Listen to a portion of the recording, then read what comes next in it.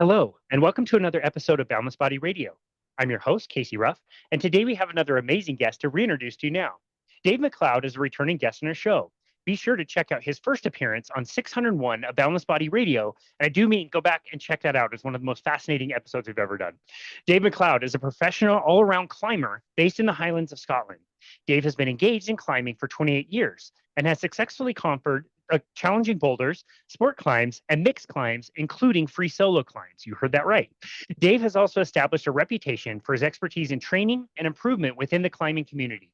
He possesses an undergraduate degree in sports science and physiology, a master's in sport and exercise science, and a master's in human nutrition. With a blogging and vlogging career spanning 16 years, his 3 books, including 9 out of 10 Climbers Make the Same Mistakes and Make or Break, Dave has achieved international acclaim for these top-selling titles on training and injury prevention in climbing. When not engaged in climbing, Dave dedicates his time to studying and writing about sports science and nutrition, including ketogenic and carnivore diets. You can find Dave on his website at www.davemacleod.com. Dave MacLeod, what an absolute honor it is to welcome you back to Boundless Body Radio. Thanks very much. Looking forward to chatting again about self-experiments and climbing and all these kind of things. So much fun, man. I had a great time chatting with you before. You and I had kind of been in communication back and forth about having you back on the show. I probably reached out to you maybe 27 times. So I hope you take that as a form of flattery and not as me trying to bug you way too much when you were very busy. I just am so excited about everything that you do. I love your scientific mind and scientific approach. I deliberately left out the book that you just wrote out of the introduction that we're going to talk about later on, called Moving the Needle. I can't wait to hear about that. But yeah, man, how have the last few months been for you? Really busy because I've just been finishing writing that book. So I kind of with all these big projects, whether they're work projects or climbing projects, I do tend to sort of drop out of all life and not go near my email, not contact anyone, and just like really lock myself in. Quite often with writing, I actually like to write while I'm on climbing trips. I find it actually easier, especially if I'm writing about hard rock climbing, to be on a trip actually trying hard routes. So I was trying to do that all through last winter and actually all through the summer as well. I finished editing my book, quite a lot of it sitting in a lay-by at the bottom of a mountain, waiting for the rain to stop to go and climb on hard projects that I was trying on the cliffs. So yeah, it's been a mad year. I also went abroad for the first time in I think about 8 years. Oh, wow. To Norway. I've just not long come back. I did a road trip up to Norway and did a new route on a fantastic mountain called Stettend that I've wanted to climb. It's got big unclimbed faces on it that are about nearly a kilometre high. And I've wanted to go and climb a new route on that mountain for years, and I finally got the chance to go and do that. So that was Wow, brilliant. that's amazing. Wow, was it as good as you had expected? Yeah, absolutely. It was fantastic. The only thing about Norway is that it has similar climate, an unsettled climate like we do in Scotland. So I spent several weeks waiting around in the rain, and then only had 2 days or a day and a half of dry weather. So we had to kind of make it count. So we ended up. I really like to choose like as hard routes as possible. I like really hard routes. I like to actually fail on them multiple times before succeeding on them. I find them much more enjoyable if I do it that way. But you do need dry weather to do hard rock climbing, so we had to just pick the easiest line up the face and just go for it. So there's a bit of crazy route finding, like um, you climb a pitch going to the right, and then you run out of holds. And then you have to down climb a long way or abseil a long way and do a bit of complex rope work to pick up another crack that leads somewhere, and you hope that it will lead to the top. But yeah, it's beautiful country. That's wild. Norway is my second favorite country after Scotland. Yeah, it's a That's fantastic awesome. place. Wow. I love rock climbers, man. I was never very good at it. I carry a little bit more muscle to be that great at rock climbing. And so I never really got too much into it, but I love the mentality of rock climbers. You guys are the epitome of problem solvers and of wanting to tackle the challenges and all the training that goes behind it. Like the amount of work to become an elite climber is really amazing. And you guys are all just the most chill people. You run a lot of like ultra marathoners as well that are just like so chill and easy to talk to and love being outside. It's a cool group of people for sure. Yeah, I agree that the climbing culture is a good culture. It really is.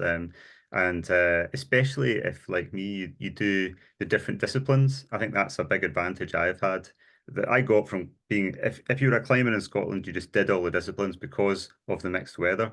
So at different times of the year, it suited ice climbing or bouldering or sport climbing or trad or whatever.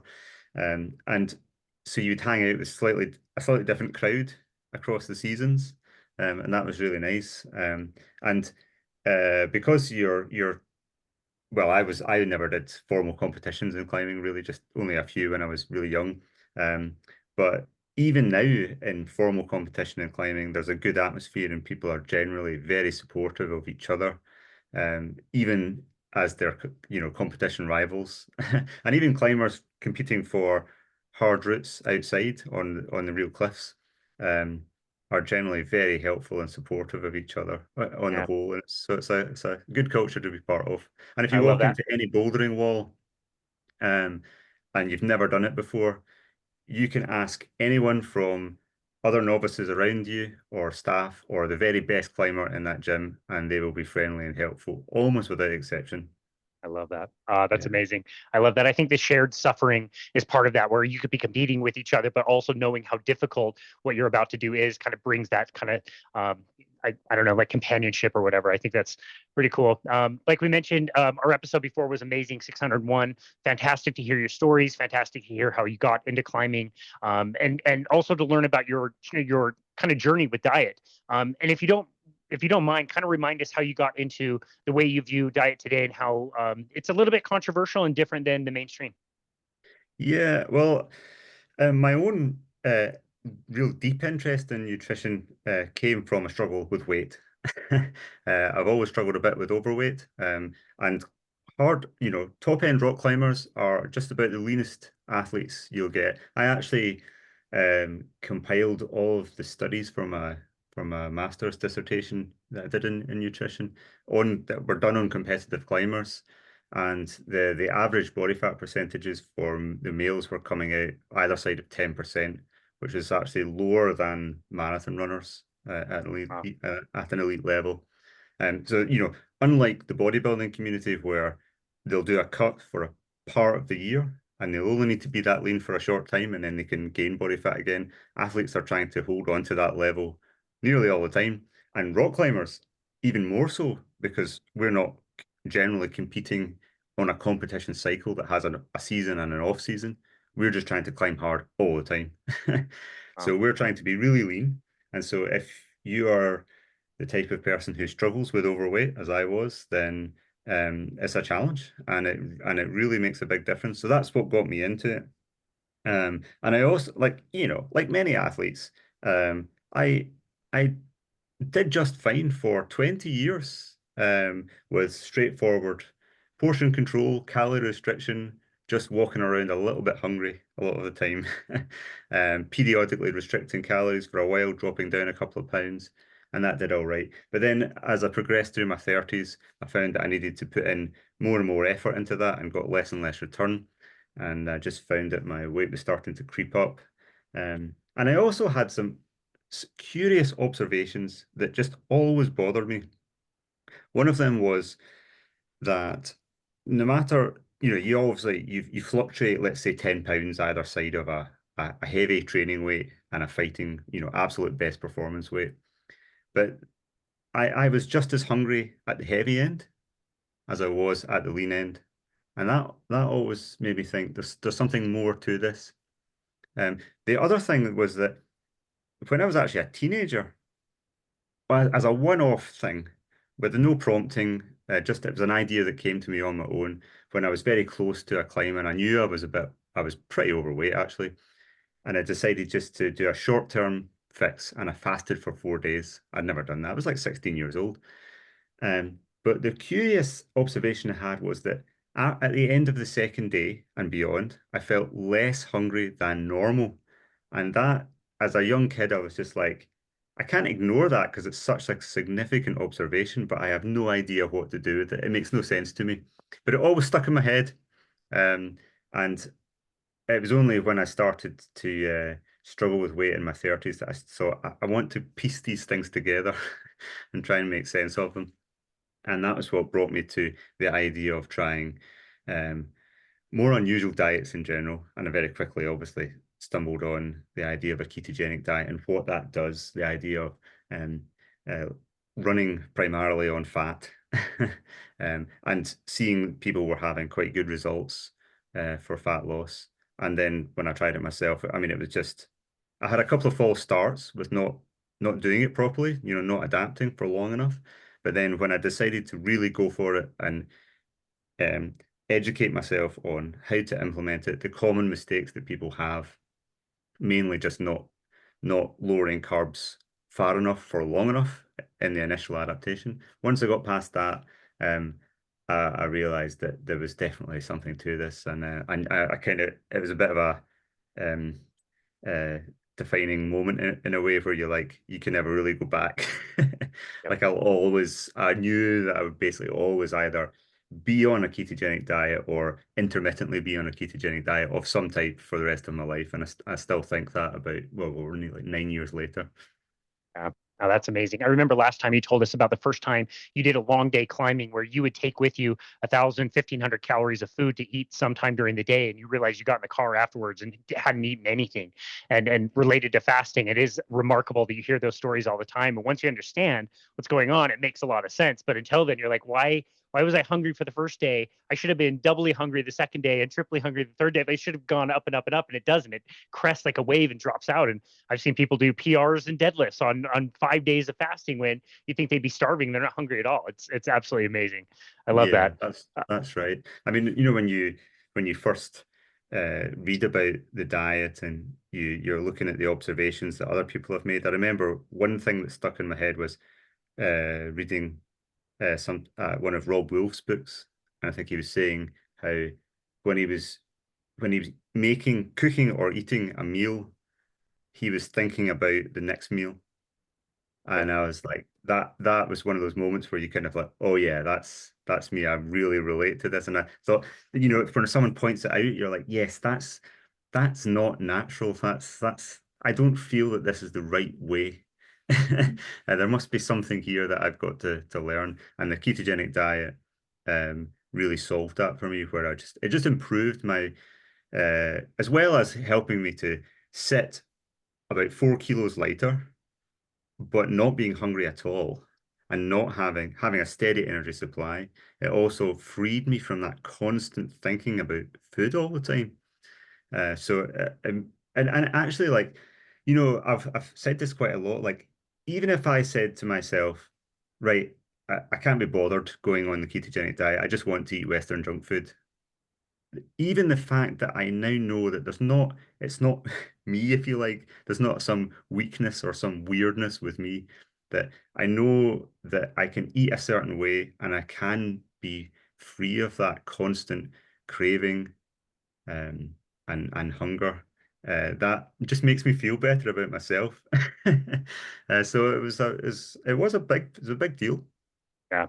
Well, it's amazing when somebody like yourself who had the experience with vlogging and blogging and content creation then, finds this diet and is able to share this in such a unique way. Your videos, I told you before, are really well done and amazing, and you have a very scientific mind and you explain things really, really well in these videos. And as part of what you've created over the years is sharing your experiments. And you've done tons of them, lots of different ones.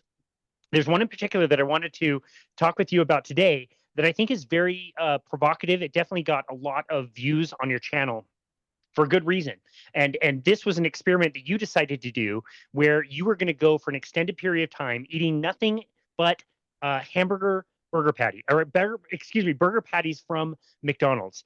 That is Yeah. an amazing experience. Can you tell us a little bit about why you decided to try that? What you were trying to find out about it? Um, well, uh, when I was doing the odd post, mainly on Instagram about nutrition, um, I was aware, like the climbing community is fairly environmentally conscious, I would say, and there's a big cohort of vegetarians and vegans in the climbing community, and or people who are leaning in that direction. So that covers quite a big chunk of the climbing community. Um, and I was aware in some of the things that I was posting that a lot of my audience had, it seemed like they'd never come across someone saying red meat is healthy. Like they'd never actually seen someone say that. And it was just like, what? Like they would just like couldn't understand it. And they were like, but you have a physiology degree. You studied physiology and nutrition formally. At that point, I actually had my nutrition master's. So I was a, qualified nutritionist, and yet you're saying red meat is healthy. They've heard the exact opposite for years, but then they've had the places they hang out on social media, they've heard it actually more and more in recent years. Like, this is going back a few years now where there was a kind of a bit of a crest of a wave of like uh vegetarian and vegan social media, and some of the channels were quite big. So the idea that red meat was unhealthy was really kind of quite big. So that was really interesting to me. Um, the other aspect was that when I was studying my master's degree, so I did that degree primarily because I just wanted to see how mainstream professional nutrition deals with the same evidence that I'm looking at. What do they think about the evidence on saturated fat, on red meat and cancer, on nutritional epidemiology, and all of these aspects? How do they look at the research? What do they think people should eat? What do they think about should be done about the obesity crisis, which is, consuming so much of our resources. It's going to break all of our healthcare systems. What do they think about it? And, it was fascinating listening to them. They're brilliant people, and they really want to see uh, public health improved. uh, but I got the sense that as some in nutritionists and academics in nutrition are a little bit demoralized. I remember one of my professors talking about um, trying to influence diet in the west of Scotland, where I grew up, which has one of the poorest, like, stats for health outcomes in general, mortality, heart disease, all these things, diabetes, in Europe. And I remember she's a French woman, and she was saying the resistance is strong, and she was meaning the resistance is strong to eating healthily.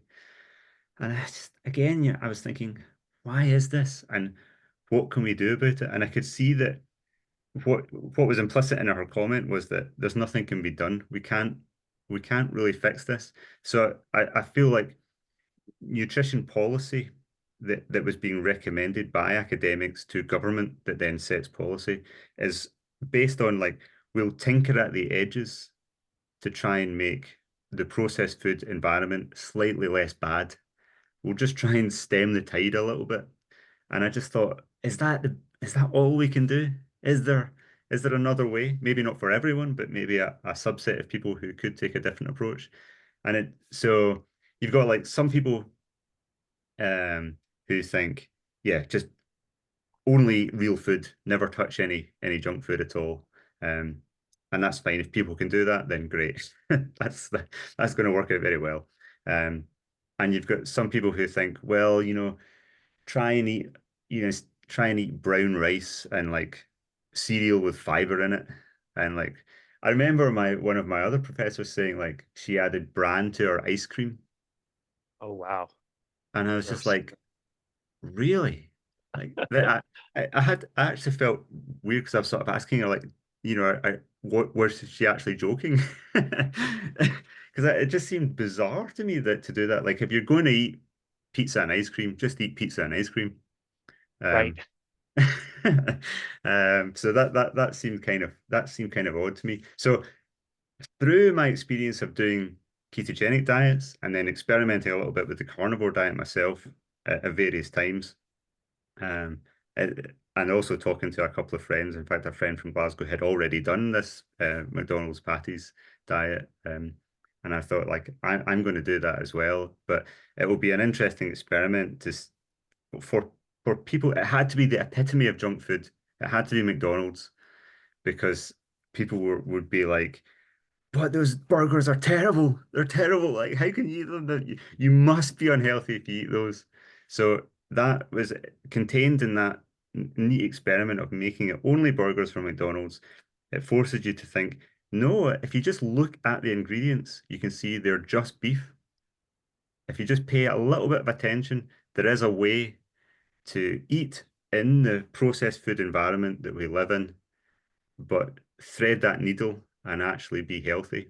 And I knew what was going to happen. I knew that I would, have good blood numbers and I would perform well and I would feel absolutely fine. But I could see that a lot of my audience, that was going to be a big surprise to them. Yeah. Wow, that's amazing.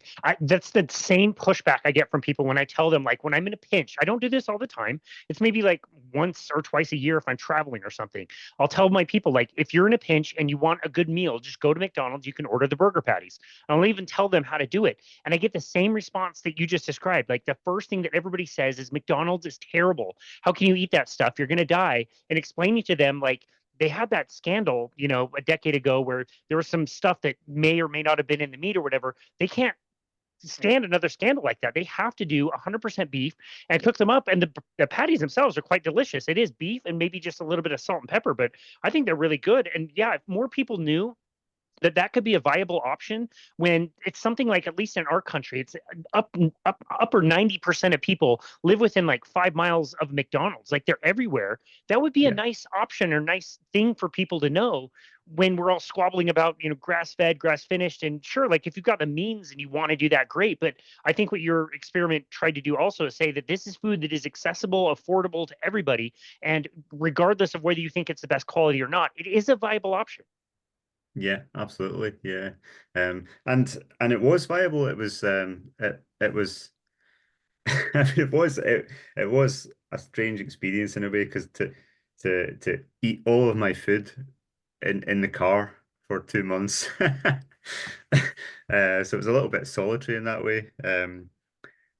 But it was totally fine. And like all of the other carnivore periods of carnivore dieting I've done before, I just felt better and better as the time went on. And I did actually start off thinking I would do it for a month or 6 weeks, and then partly because a blood test at the end got delayed, I decided to just carry on for a bit longer. But I could easily have just continued with that indefinitely. And actually since then, like when I'm traveling, like when I was road tripping to Norway there, I was stopping to charge the car and just did the same thing, just ate some patties, and it was very straightforward. Yeah. Wow. Yeah. Okay. So the original experiment, again, you decided to try for 30 days. That ended up getting extended. And just to review, this was only the patties themselves from McDonald's all day. So nothing else, no eggs, no other sources of I burgers did or eat some anything else. eggs. I You did did have actually eat some eggs. eggs. So not very much though. So only on a handful of days where I was going climbing, but I was going to be out all day for a big day climbing, and I had to have an early start. So I did actually have some eggs because that's all they serve in the morning. So I did that a handful of times, but I think like more than 90%, maybe even more than 95% of the calories were just from pure beef, and yeah, nothing else. And the Gotcha. only thing I drank was tea. I do have some milk in my tea, so it wasn't zero carb either, but yeah, it's like nominal amounts of carbs. Okay. So Gotcha. so that was the sum total of what I ate. And I I lost. So my running diet was a mixed diet with some Gonna carbs. ask.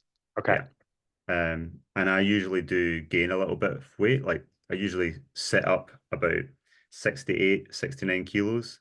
And so I dropped like 3.5 kilos over the course of the 2 months. Or actually, I dropped 3.5 kilos in the first month and then maintained it for the I second see. month. Yeah. Yeah. I see.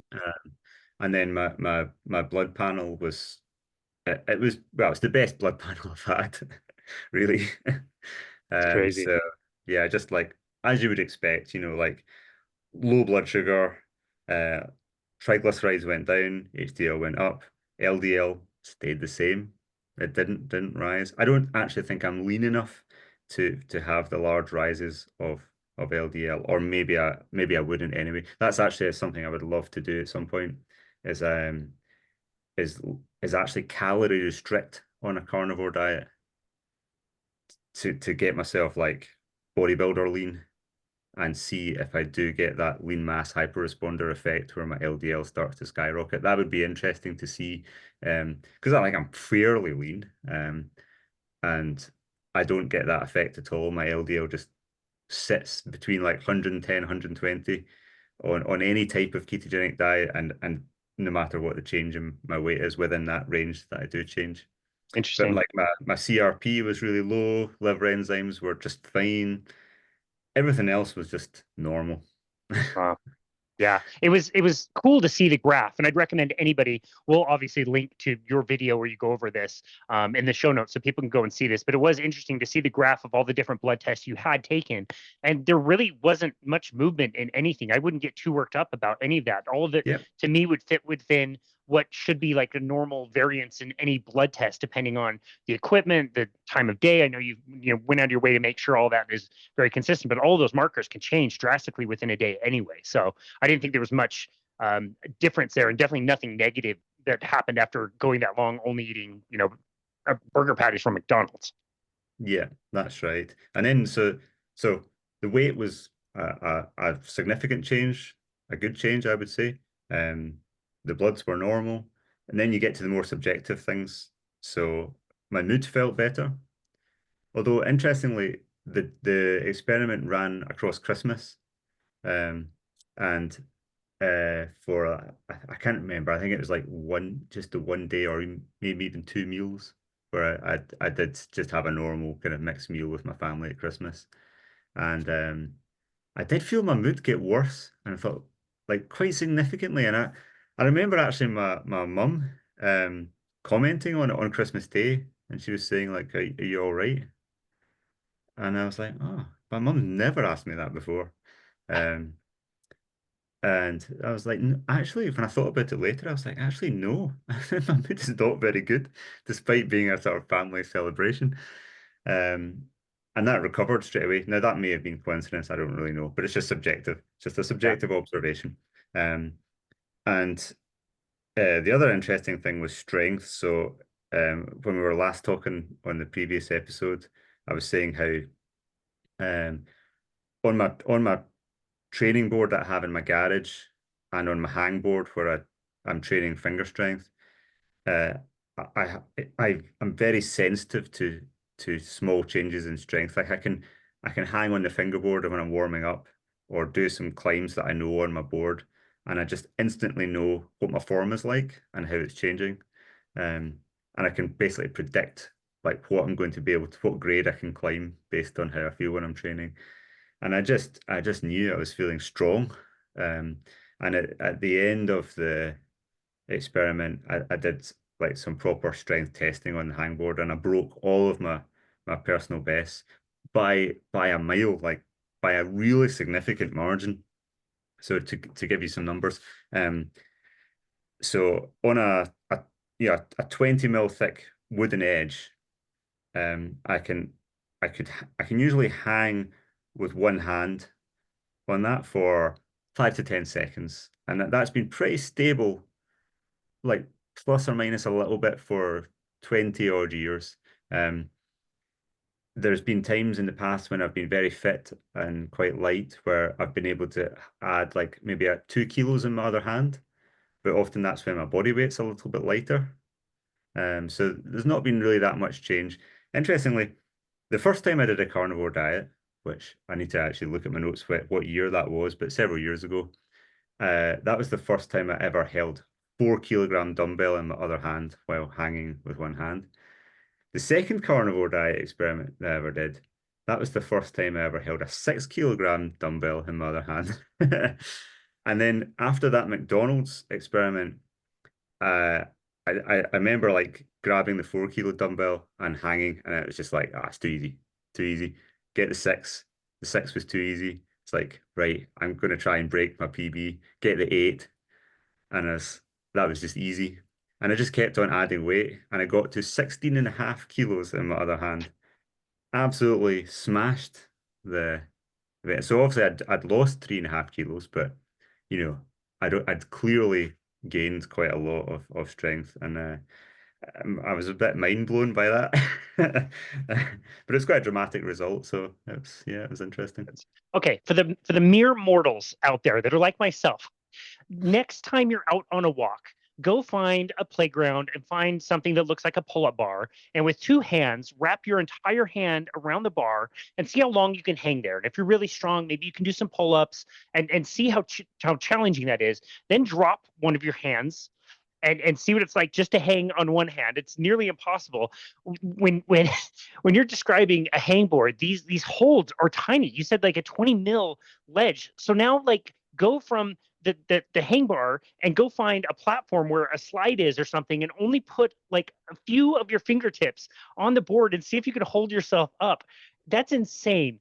And in all fairness, I have to say, like this experiment wasn't done within the last year. It's been a while since you've done this. Yeah. And so I've watched the video more recently than you have. In fact, you did record after that Christmas, kind of eating a mixed meal. I seem to recall that it was 2 or 3 days, or maybe it was just 2 or 3 meals that you went off. And yeah, you were not this. You looked like you were just like a little bit off as you were recording that. And you said you just felt kind of crummy, and your mood was a lot worse. Um, but that was my favorite part of the entire video, is watching you record the strength portion of things. And you're doing this hang and holding the weight in the other hand, and you start with that 4K and you're like, oh wow, this is really easy. And every time you jumped up and weight, you were just stunned at yourself, like, oh my goodness, I did that. That was so easy. I can't believe it. I'm gonna go up again and go up again and go up again. And you just kept going up, being surprised at yourself the entire time, and remembering that yes, you're holding more weight. You did lose weight, but the weight that you were holding far exceeded the weight that you had lost, correct? That's correct. Yeah. That's what made it so remarkable. Yeah. And I've since been able to maintain that strength. But I mean, I eat a mostly carnivore diet most of the time these days. I'm not strict carnivore, but yeah. And the other interesting aspect of that is also my age. I mean, I'm 46. I've been training on with the same tools since I was 15. So I kind of reached what at the time was a world-class level in climbing, going back 18 years now, 18, 19 years. So to be talking about making jumps and setting personal bests in pure strength in your late 40s, that sort of adds another layer of like surprise in a way. Like it's not what I would expect. I mean, it's really good. I'll take it. Yeah. Yeah. But I think that underscores why it's maybe not a good idea to just to dismiss the nutrition in general or this particular dietary strategy just out of hand. Like to me, like it's worth paying attention to. It's worth being interested in, potentially for individuals. It's worth experimenting with, and certainly for research, it's worth researching. Yeah, absolutely. You mentioned doing all those things at the age of 46, and I'm assuming I know the answer to this question, but one thing that I really value in my 40s now as well is I always used to hurt my shoulder playing hockey. And in the five Mhm. and a half years that I've been carnivore, my shoulder has never been hurt. So I don't get injured the way that I used to before. And again, that could be just coincidence. I might not be, playing the same competition, or maybe it's just that I'm eating the proper diet and not getting injured. So I'm imagining, I don't know, but I'm imagining at 46, you're probably not looking around at other 46-year-olds climbing a lot in the same way because of limitations due to injury. Is that correct? Yeah, and I mean I've got significant injuries as well. I've had many big falls to the ground, and I've smashed my ankles many times. So I've got a bit of arthritis in both my ankles, um, and they're painful. They do bother me. They do limit me.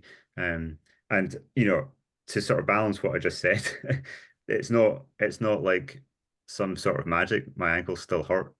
If you've got joint damage, it can still hurt. It's not like it makes you immune to anything. In my mind, it just appears to tip the scales slightly, and it's it's always difficult to tease out the underlying reason for that. Like what could be going on there? What's the mechanism? Is that um, some influence on physiology that reduces pain sensitivity? Is it better repair of muscle and connective tissue through uh, better provision of more and better quality protein or other micronutrients? Is it the absence of micronutrients that are in plant foods? And yeah, or is it some other aspect of systemic inflammation that's downstream of changes in gut barrier function, gut microbiome?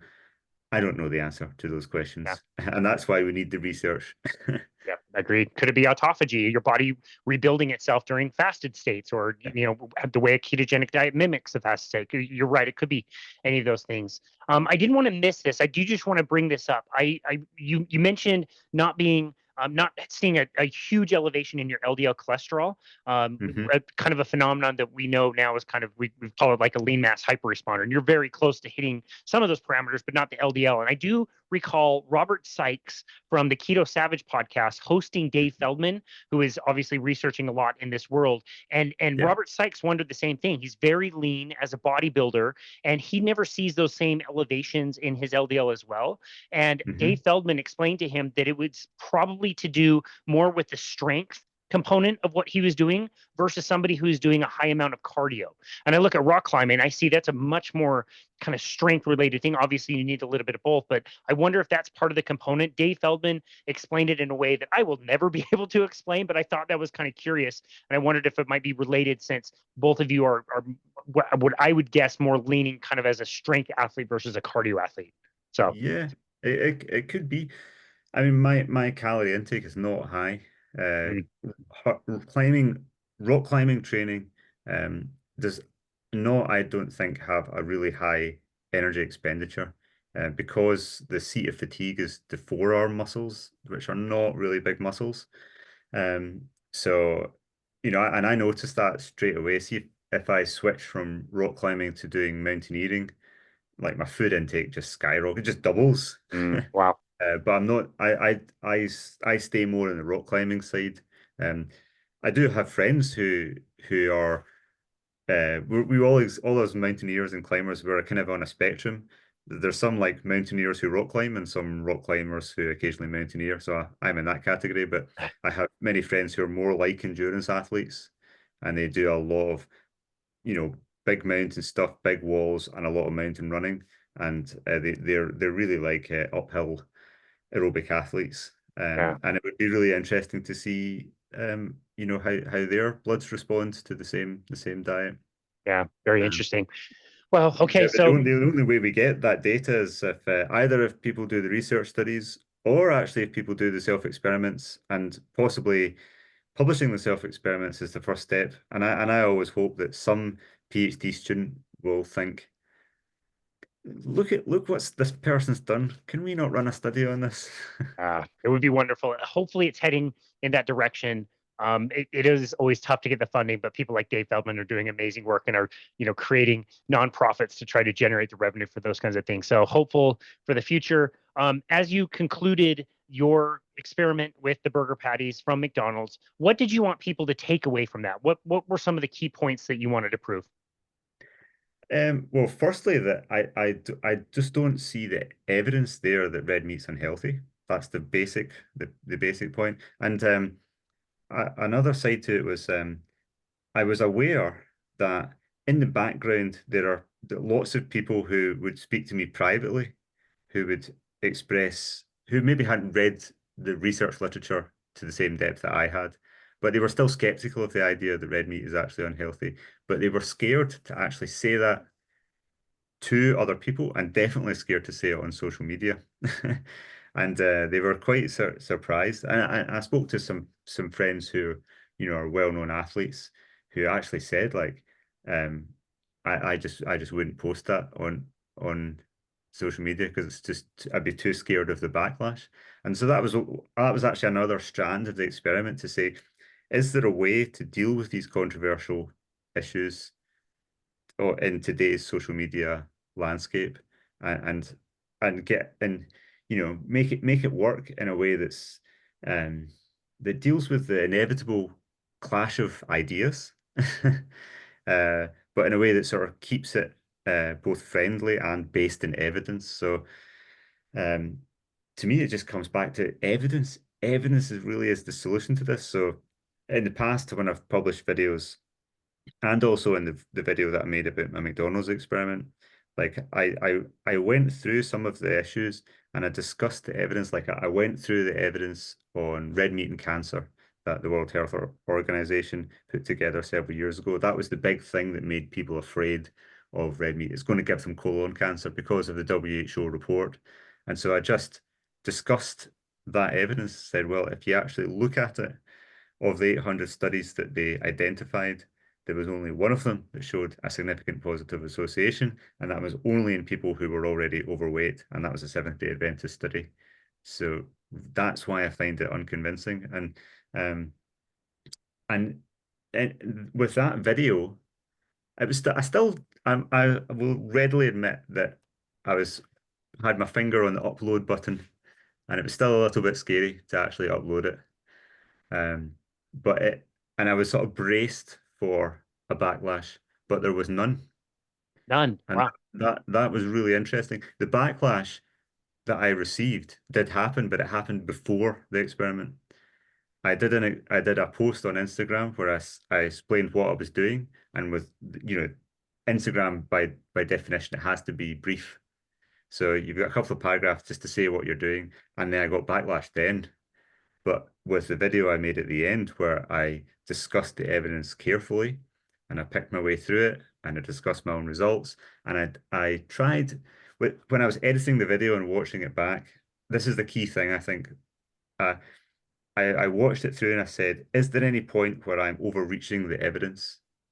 Am I making a claim that is bigger than what the evidence actually says? And I really tried to not do that. I may have unwittingly done that, but I tried not to be hyperbolic, and I think that's a big reason. Like the combination of discussing the evidence but not overreaching the evidence allowed me to do that experiment in public and receive no backlash for it. You went far more the other way. Like it was pretty clearly obvious from the weights that you were holding on that single leg hang that you had gotten stronger, but you went way out of your way to explain the reasons why it may have had nothing to do with the diet. And you kind of you picked through it, and a logical person would say, well, yeah, that doesn't make a lot of sense. It makes a lot more sense if we're, following Occam's razor, that it's the diet that is making him stronger. There's not a lot of other factors, but you were extremely careful in the way that you broke that down and explained that. So that's really encouraging to hear that you didn't get a lot of backlash. I would still kind of expect that there would have been a lot of backlash just because you can explain something logically and do something very carefully doesn't mean the people on the other side of the nutrition aisle really appreciate that. And I often just get attacks and say like, "Oh, you're stupid," or "This is dumb," or whatever. And it's like, okay, well, you didn't really say anything. You know what I mean? So I'm happy that you didn't get any or not much of that. Yeah, yeah. When I mean, it was a tricky thing for me to manage. I wanted to make it focused on the video that I made because that contained the my explanation of what I'd done and the discussion of the evidence in one place. Um, but I did get some contact from newspapers and TV after it, and I didn't go near that um, because I was worried that they would just totally misrepresent it. Mm. Um, and they wouldn't refer to the video. They wouldn't actually communicate what I'd done the way I had. And so I just said, no, if people are interested in it, it's on YouTube, it will be found. Yeah. And so I went down that route. So I mean, I still don't know if that's the best way forward because, you know, one of the big reasons I did it is because, like everyone else, I'm dismayed to see the entire population get unhealthy. I'm dismayed to see my health service that when I was a kid, you could walk into a hospital and get treatment straight away for free. Well, it's not for free, you have to pay it in your taxes, but at the point of use, it's free. And now you can't. You have to Mm. wait and wait and wait and wait. And you have to wait so long it becomes pointless. Wow. There's still the health service does brilliant work in this country, and the people that run it are excellent, and they're doing their absolute best, but they're swamped by a sick population that's getting worse. And so it is an urgent matter that if there's anything can be done to improve that picture, that we do it. So in some ways, maybe it's a lack of courage on my part to not engage with mainstream media and take it to a wider audience. I still don't really know. What I mean, I personally, because I do a lot of stuff on YouTube, I do feel that YouTube has a lot of power, and that um, more and more people are using it, and they're coming across, they're being exposed to new ideas on it. And I could see that with my own social media audience, that there were people who were commenting and also messaging me privately saying like, I've never heard of anyone saying red meat's healthy, but what you're saying makes sense. And I also appreciate that I was saying in the video, like, I don't want you to trust me. I want you to look at the evidence yourself. And the other thing with diet experiments is you can try things. You can monitor like the bloods as I have. And if it doesn't go in the right direction, you can just go back to what you were doing before. That's right. Yep. That's a great point. Yeah. Well, I really appreciate that you did that. You did a great job on the video. It's absolutely wonderful. You can tell by the number of views that it has that it did generate a lot of attention. And hopefully, some people were a little bit more thoughtful about their diet. After this section, I am going to be writing McDonald's. We're finally going to get the show sponsor. This is going to be Boundless Body Radio presented by McDonald's. They'll pay for all our bills. It's going to be great. We just did a great commercial for them, so they owe us big time. To change the subject a little bit, I do want to talk about your new book, which again I left out deliberately from the introduction so that we could talk about it. I know that it's available for pre-order now, but you have that hard copy in your hands, which is absolutely beautiful. I think it's a beautiful book.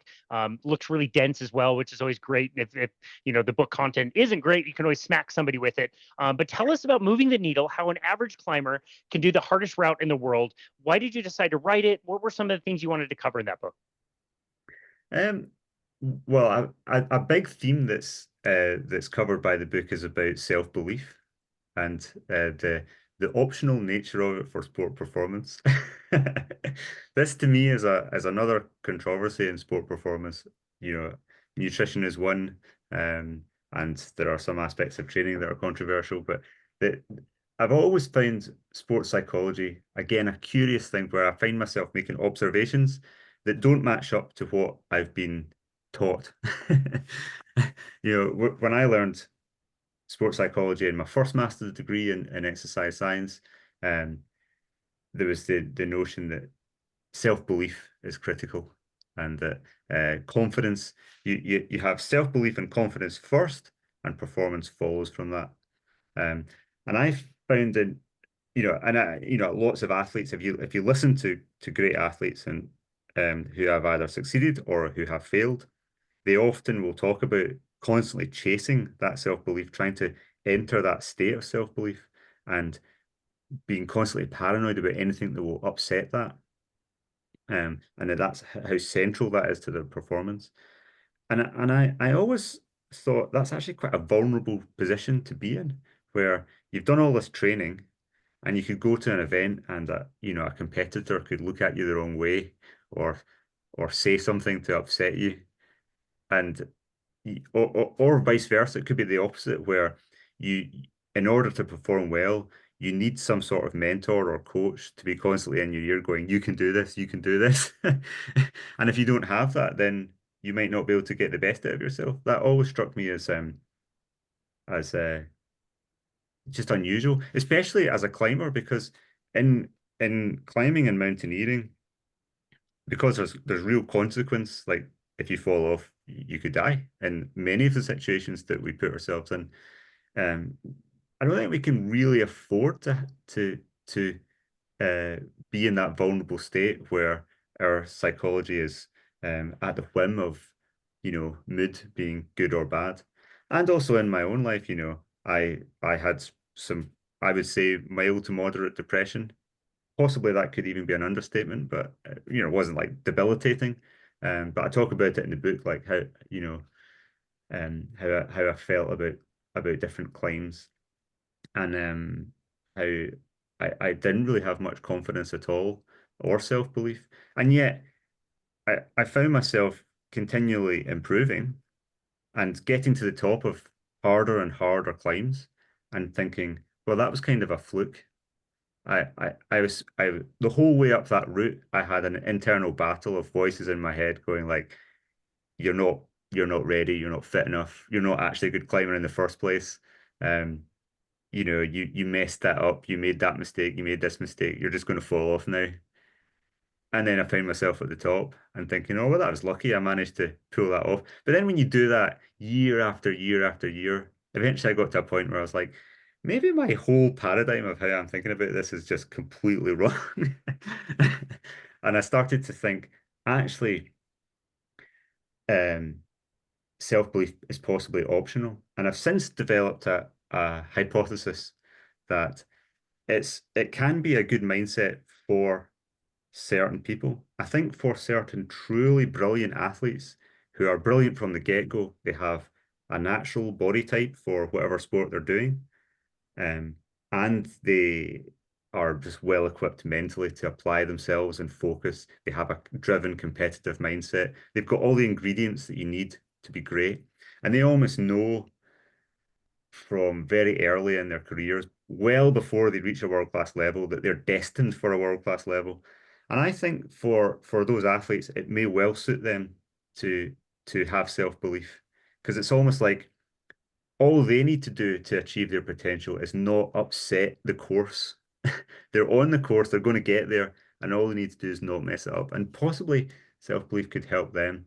But I think for most of the rest of us who are way more it's way more of a struggle because we don't have all of the natural attributes. I feel that possibly trying to chase after self-belief may end up being counterproductive, especially if it feels hollow. All the times where I found that I tried to speak to myself in a manner that's built myself up and said like, you are really good at this, you can do it. It always just had the opposite effect. It just made me feel like, no, it made me feel worse. And so in the book, I describe a lot of examples of climbs where I found myself actually on the rock in extremis about to fall, having all of these things going around my head, going like, I feel like I shouldn't be here. I'm not capable of being here. And but also confusion of like, well, how am I making this work? And then you by the end of it, so it's a book about my apprenticeship, really, going from being a very poor standard climber to an average climber after several years, and then eventually having quite a late improvement. And I did the hardest route in the world in the trad climbing discipline in 2006, the first route to get the grade of E11. So I found myself in this weird position where I was like, how did I get here? But I remember like the day I actually succeeded on that climb after having many big falls off it. Um, I was stood on the ledge about to start, ready for this kind of performance I was about to attempt again for the millionth time. Um, and thinking, yeah, I'm going to fall off again because that's what I've done all the other times. And just I remember like looking on this ledge and I was watching the other climbers below and the boulders below, and the crag was quite near this town, and I was like watching the town going about its normal business and the train going past in the distance and things, and it just felt like everything's just normal. Like I'm comfortable with my surroundings and I'm comfortable with who I am, with all of the weaknesses and frailties and failures that I have. And it was like I finally felt like I just kind of let go of all this baggage that I'd been carrying up climbs for years. And as I started to climb and I got to the crux of the route right at the end where I was normally struggling and then falling off, I didn't really feel anything in particular. I just felt comfortable and I just enjoyed being there. And it was almost like watching myself doing the climbing. And of course, then I got to the top. But I don't think that was just because of that mindset in that moment. It was also because as I was reaching that mindset, I stopped worrying so much about self-confidence and I started to actually focus on other factors that did actually make the difference, whether that was where how am I going to place my foot on that foothold? How am I going to take that handhold? How am I going to adjust my training? How am I going to make judgments about when to make the attempts, when to have a rest day, how to train, all those things. And so it helped me to focus on what was important. Oh, that's incredible. I love that. It's one of my favorite things about sport. Is the way that it kind of challenges us as a greater metaphor for things in life. And so I love that kind of mindset. And I think about, your description of somebody that is, born with all the ingredients. You think about like a, Formula One driver, Max Verstappen, who is born in Europe to a former Formula One driver. They've got resource. He has everything you could possibly want to be a world champion. He might not have to work as hard as some of the other drivers to get up to the pinnacle of that particular competition. But I do think that most of us are kind of in that middle ground in whatever fields that we're doing, whether that's sport, whether that's business, whether that's, whatever thing that we're trying to accomplish. What other tangible things would you recommend for the normal person that feels like I'm kind of average? I would like to break through, like even like you did, like a little bit later in your career. What other practical things do you think are the most foundational to become, from average to great in a certain thing? Well, that actually makes me think of the other major reason why I wanted to write that book. So it's a book about an apprenticeship, and I like that. I like that word. Like that was the way rock climbers described learning to climb when I started to climb. They said you have your trad climbing apprenticeship, and that word to me brings up connotations of a long process where you don't even really try to have the performance. You're just learning and you have no particular expectations of yourself other than to soak up everything you need to soak up over years. And then after, an apprenticeship lasts years, and then you can progress after that. And so I feel that in social media at the moment, uh, because of the way social media is set up with competition for attention on the internet and the way algorithms work, there's there's a drive to say, learn to do this in 30 days, hack your physiology and do this in 5 days or do this in one day, immediate results. And I think it's actually counterproductive a lot of the time. And so that's where the idea of moving the needle comes from, where um, I was always, well, I did a sports science degree, and I remember looking at all of the studies on training, different training protocols, and I remember being pretty unimpressed by them and just thinking like these are small gains. They're not nothing, but this is not what's making people great, where they really are transcending their different levels. When you observe athletes, um, they they behave in a different way from much of the population. And to me, the most fundamental way they behave differently from the population is they just do the basics, but they do the basics over and over and over again. So like, what are basics? Like, um, if you go into YouTube and type in rock climbing, the the biggest rock climbing YouTuber is Magnus Mitbo, a Norwegian climber. And I always remember him saying that when he was when he was 16, um, the climbing wall, his local climbing wall, the owner of the climbing gym just gave him a key to the gym, and he said that's what set me on the path.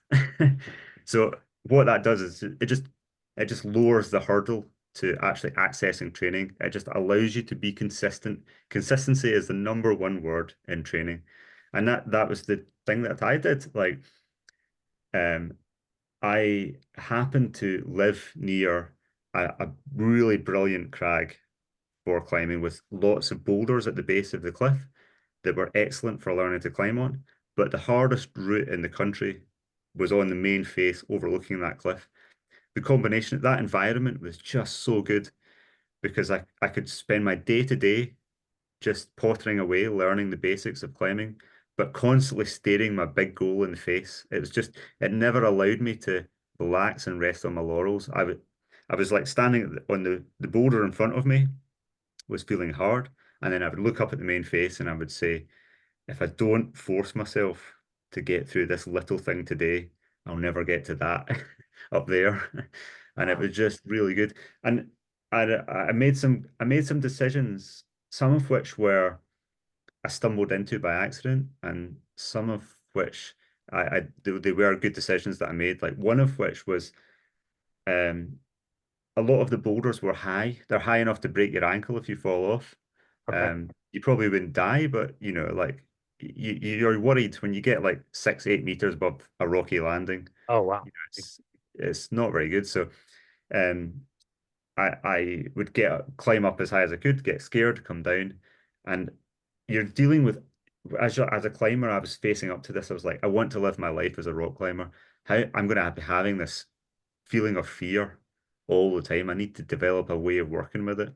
And the little decision that I made was just do one thing out slightly out of your comfort zone every day you climb without fail. It doesn't need to be big. And and that little decision was just it was so pivotal. It's like such a small thing, but that was like a moving the needle thing where as soon as I started to develop that habit, that's exactly you're threading a needle psychologically because you're not going way out of your comfort zone, terrifying yourself, and then going away back. But you're not resting on your laurels ever. It's always one day, just a little step forward. And so sometimes I would climb up to my high point on a climb, and I was too scared to make the next move. So I just said to myself, just stay here for a couple of minutes. So when I'd get arrived there, I'd be shaking and fearful. But then I'd find that if I just said, just stay here before you down climb, after 2 minutes, I'd find that my heart rate and my breathing would relax. And I noticed that I started to see the holds. I was like, oh, I didn't see that 1 minute ago. And then it was like, oh yeah, okay, you'd put your foot there and then you'd do that. And it opened the next move. And then I could do one more move. And then I would have the same feeling of fear would come back. And so I started to just inch higher and higher on the climbs. And because that that cliff was free, I could go there all the time. And I did go there. I nearly got thrown out of school for not attending school.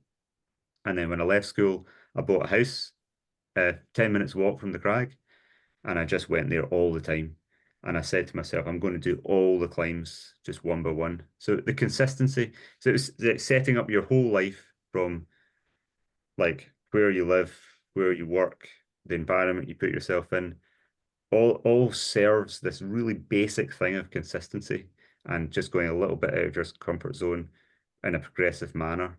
And you don't you don't need to overthink it. Like that was all that was really needed. And that is absolutely wonderful. What fantastic advice. Again, for all of us in any field, whether it be rock climbing or anything that we're trying to pursue, I think that's wonderful, wonderful advice. And this has been our second hour together, and I've absolutely loved both of them. I'll know next time if I try to reach out, if you don't get back to me immediately, you're writing another amazing, wonderful book. And so I'll very much look forward to that. But for now, where would you like people to go to find you and connect with you and your work? And where would you like people to go to find your latest book, Moving the Needle? Well, I mean, I post on YouTube quite a lot. I've got lots of good ideas for videos that I'm doing at the moment. In fact, I'm just editing one about, yeah, we're just talking about self-belief, so I'm just editing a video about that right now. And yeah, I mean, yeah, I'm obviously keen for people to see what people think of my book. You'll find it on davemacleod.com. Send it all around the world, so wherever you are, you can send you a book. Excellent. And it's just I've literally just got the copies like through my door. In the last few days. So I'm just about to start sending them out. So it's quite scary. That's awesome. You and I were talking offline. Like the cover of your book is beautiful and your website looks amazing with the cover is the very first thing that you see, but when you hold that thing in your hand to have it be tangible, the look is different, the feel is different, and it's something, you know what I mean? Like the coolest part about starting our business was not coming up with the name or the logo, but the first time I even just got like a stupid sticker, but it was like a real Yeah. sticker. It was Yeah. something I could hold in my hand, so I can relate a little bit to that. But writing a whole book is an amazing accomplishment. So we'll link to all of that in the notes. Dave, thank you again so very much for spending time with us today.